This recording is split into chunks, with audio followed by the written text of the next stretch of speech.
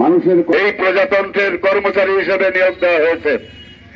টাকায় আপনার চাল ডাল তেল। ইন্ডিপেন্ডেন্ট টেলিভিশনের সাংবাদিক ও ভিডিওগ্রাফার এর উপর সন্ত্রাসী হামলার প্রতিবাদে প্রেসক্লাব যশোরের সামনে মানববন্ধনে বিভিন্ন শ্রেণী-পেশার মানুষ। আপনার দেখছেন সমাজের চিত্র টিভি সংবাদ। যশোর থেকে বিশেষ প্রতিনিধির পাঠানো ভিডিও তথ্যচিত্রে দেখুন বিস্তারিত। ইন্ডিপেন্ডেন্ট টেলিভিশনের সাংবাদিক জিয়াউল হক ও ভিডিওগ্রাফার শরীফ খানের উপর সন্ত্রাসী হামলা প্রতিবাদ ও আসামিদের দ্রুত গ্রেপ্তারের দাবিতে মানববন্ধন অনুষ্ঠিত হয়েছে। আজ সকাল 10:30টায় যশোরবাসী সমন্বয় কমিটির ব্যানারে এ মানববন্ধন কর্মসূচি অনুষ্ঠিত হয়। প্রেসক্লাব যশোরের সামনে আয়োজিত মানববন্ধনে বিভিন্ন শ্রেণী-পেশার মানুষ অংশগ্রহণ করেন।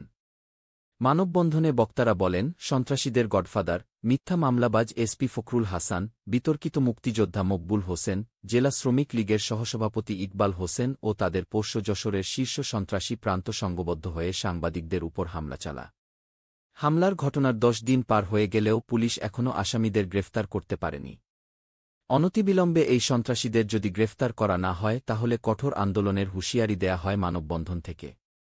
এ সময় বক্তৃতা করেন সাংবাদিক তৌহিদ জামান, নূর ইমাম বাবুল, বৈষম্য বিরোধী ছাত্র আন্দোলনের যশোরের সমন্বয়ক রাশেদ খান, যুব অধিকার পরিষদ যশোরের সাধারণ সম্পাদক মিলন শেখ, ইমদাদ হোসাইন, মোহাম্মদ তারেক প্রমুখ।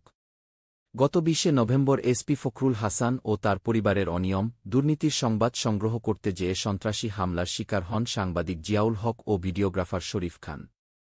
এ সময় তাদের ক্যামেরাও ভাঙচুর করে সন্ত্রাসীরা। সমাজের চিত্র টিভি সংবাদের সাথে থাকার জন্য ধন্যবাদ। পরবর্তী সংবাদ শোনার আমন্ত্রণ রহিল। সবার আগে আপনার এলাকার সংবাদ পেতে আমাদের চ্যানেলটিকে সাবস্ক্রাইব, লাইক, ফলো দিয়ে সাথে থাকুন।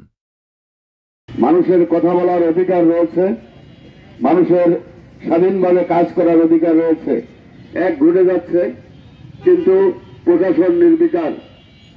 আমরা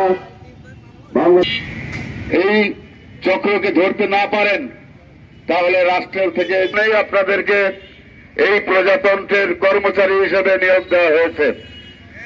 টাকায় আপনার চাল ডাল তেল সবজি খেয়ে আপনার রক্ত তৈরি হয়।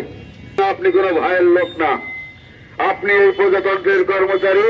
সুতরাং এই দেশের বলেন কথায় কথায় যে কোনো মামলা হয়নি, অভিযোগ দেয়নি, কি করব? ঘটনা হয়ে গেল, আপনারা কিছুই করতে পারছেন না।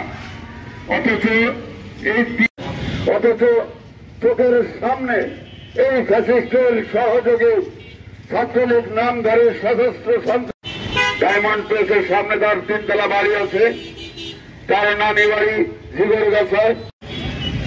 বক্তব্য রাখবেন যুব অধিকার পরিষদ যশোরের সাংগঠনিক সম্পাদক জনাব ইমদাদ হোসেন।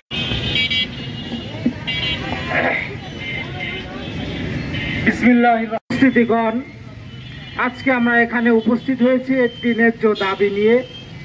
সম্প্রতি ঘোষণা প্রদান করা হচ্ছে 5ই আগস্টের আগে যেভাবে সাংবাদিক থেকে বিভিন্নভাবে হয়রানি করত, তাদের কাজে বাধা দিত, আজ স্বাধীনভাবে করতে যাচ্ছে।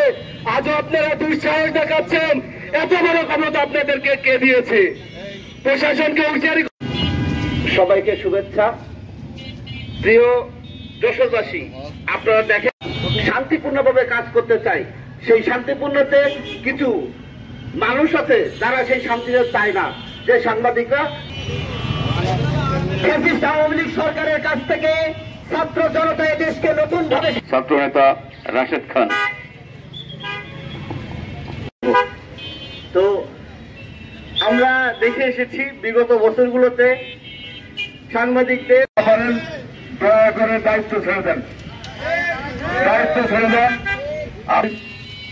জিয়াউল হক জিয়া এবং শরীফ খানের উপর হামলাকারী প্রান্ত সহ করে জিয়াউল হক এবং শরীফ খানের হামলার উপর হামলাকারী হিসেবে যাদেরকে এই কষ্টটা আমাদের রয়ে যাচ্ছে। আমরা আপনাদেরকে শহীদভাবে কণ্ঠে বলতে চাই, অবিলম্বে